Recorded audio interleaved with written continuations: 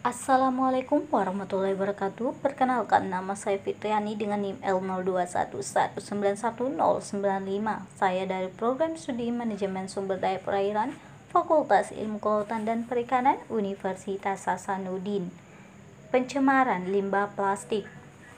Latar belakang, plastik merupakan bagian terbesar dari sampah di seluruh dunia, dengan berat dan jenisnya yang khas menjadikan plastik sebagai penyusun sampah di lautan hingga 90% dari total sampah secara keseluruhan. Saat plastik menjadi partikel berukuran makro dan nano, memiliki potensi ancaman tambahan pada biota yang hidup di perairan bebas. Tujuan dari penelitian ini yaitu untuk mengetahui bagaimana implikasi sampah plastik di perairan pesisir dan laut di ekosistem pesisir DKI Jakarta. Metode penelitian yang digunakan dalam penelitian ini adalah metode penelitian yang didasarkan pada pengamatan di lapangan dan ditunjang dengan pertimbangan konseptual ide dan analisis yang disajikan secara deskriptif. Hasil dan pembahasan sumber dan distribusi limbah plastik di sungai dan laut. Menurut NOAA 2013, sampah laut merupakan benda padat yang memiliki sifat persisten yang diproduksi atau diproses oleh manusia secara langsung atau tidak langsung, dengan sengaja atau tidak sengaja dibuang atau ditinggalkan di dalam lingkungan laut.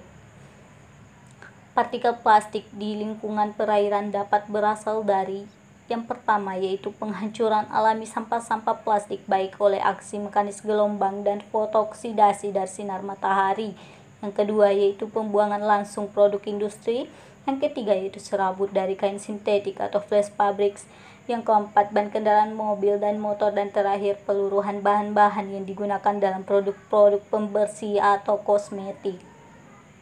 Masuknya bahan-bahan toksik tersebut dapat menimbulkan dampak buruk terhadap hewan laut dan diduga kuat melalui proses ingesti dari partikel-partikel renik yang diikuti dengan proses bioakumulasi menurut alur rantai makanan yang lebih tinggi atau higher level food chain, yang berarti biota tersebut berada pada posisi yang lebih terpapar toksik yang lebih tinggi.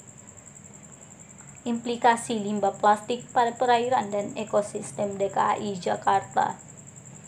Kondisi pencemaran sampah di sekitar ekosistem mangrove dan perairan Muara Angke termasuk kategori cukup berat. Terdapat jenis sampah yang sulit terurai seperti plastik, sandal, karet, styrofoam, kaca, dan kaleng yang telah mendominasi kawasan ekosistem mangrove dan perairan Muara Angke. Kondisi dapat menyebabkan aliran pasang surut terganggu oleh adanya tumpukan sampah di sekitar kawasan mangrove. Padahal aliran tersebut berperan sangat penting dalam mekanisme aliran nutrisi dan keseimbangan kadar salinitas yang dibutuhkan untuk pertumbuhan mangrove.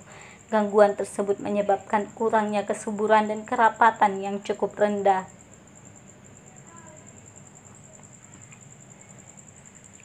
Dapat kita lihat pada gambar di atas, terdapat banyak limbah plastik di ekosistem mangrove dan di perairan.